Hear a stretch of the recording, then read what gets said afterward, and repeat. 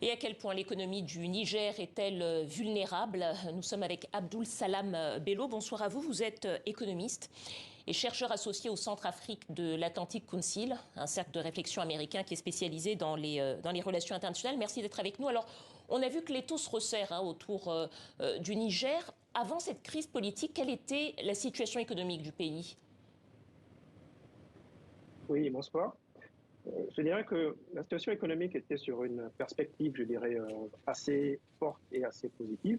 Il y avait une forte confiance, notamment des différents partenaires au développement du pays. Souvenez-vous, au mois de décembre de l'année dernière, le Niger a organisé une table ronde des partenaires qui a mobilisé un peu plus de 13 milliards d'euros d'engagement de la part des différents partenaires pour le Niger. C'était le double de ce qu'escomptait le Niger à ce moment-là.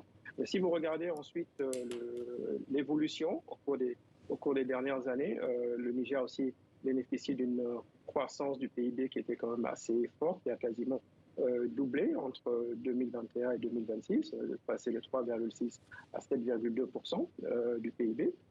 Naturellement, il y a un certain nombre d'éléments qu'il faut aussi prendre en considération.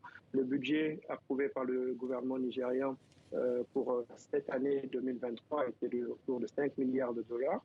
Et si vous regardez la distribution de ce budget, 13% allait à la sécurité, 25% à Donc l'énergie et 21%. la situation Oui. économique du pays était plutôt sur la pente ascendante, d'après ce qu'on entend. Mais quelle était la dépendance exacte? Quel est l'état de dépendance du pays, du Niger, à l'égard de l'aide internationale?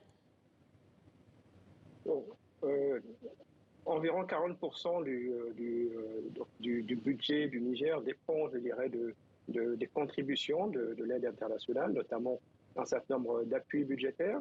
L'année dernière, la Banque mondiale a approuvé pour 350 millions de dollars d'appui budgétaires pour le Niger, mais aussi les autres partenaires comme l'Union européenne, la France, l'Allemagne notamment, qui, du coup, ont suspendu aussi leur aide à ce stade, ce qui ajoute aussi à une vulnérabilité à court et à moyen terme. Alors, pour être Ensuite, sûr de, pardonnez-moi, pour être sûr de bien comprendre, quand vous dites que oui, 40% du budget est dépendant de l'aide, ça veut dire concrètement que le Niger a besoin de cette aide pour faire quoi? Sans cette aide, en quoi est-ce que le Niger, ou dans quel secteur de son activité, le Niger est empêché? bon, l'aide budgétaire, par définition, je dirais, c'est une aide qui est ce qu'on appelle fongible. Donc, ça va dans les caisses de l'État et donc l'État utilise ça en fonction des besoins qui existent. Donc, ça peut aller pour les dépenses liées aux régaliens, salaire des fonctionnaires, ça peut aller les dépenses de sécurité, ça peut aller pour tout autre besoin. C'est vraiment une aide qui est fongible. On peut vraiment laisser à la discrétion du gouvernement pour l'utilisation de ces ressources. Donc ça peut aller pour des salaires, pour le secteur de l'éducation, quel que soit. Oui. Monsieur Bello, on parle beaucoup de l'uranium du Niger. Qu'est-ce que ça représente dans l'économie du pays? Est-ce que c'est une ressource qui pourrait éventuellement être utilisée pour contourner les sanctions occidentales et de la CEDEAO?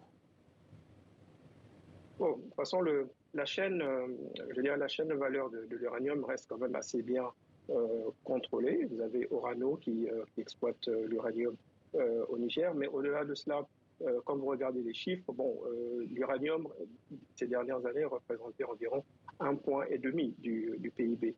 Là où le Niger tire aujourd'hui la plupart de ses ressources dans le secteur lié au secteur minier, c'est véritablement les recettes pétrolières.